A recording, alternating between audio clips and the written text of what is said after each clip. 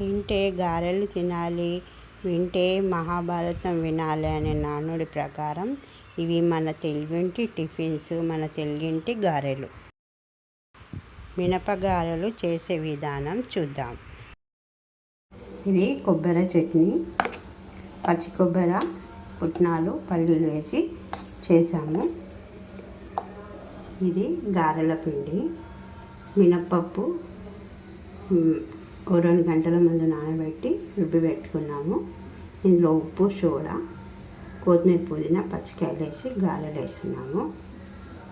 చూద్దాం ఇప్పుడు ఈ గారెలు ఎలా వేయాలో. ఈ గారెలు, ఈ చట్నీ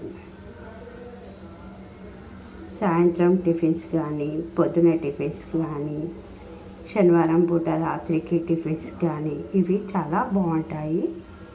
ఒకసారి మీరు కూడా ట్రై చేయండి. మా ఛానల్ని సబ్స్క్రైబ్ చేయండి. Thanks for watching. ఇట్లా గట్టిగా మంచిగా రుబ్బుకోవాలి పిండిని. ఇప్పుడు మనము గారెలు చేద్దాము. గారెల పిండి ఎప్పుడైనా గట్టిగా తడుపుకోవాలి. ఆ కప్పులో నీళ్ళు పోసి రుబ్బొద్దు, మంచిగా ఉంటుంది. ఇట్లా ఒక చుక్క నీళ్ళు రాసుకొని ఇట్లా పిండి వేసుకొని ఇట్లా చేతి పైన,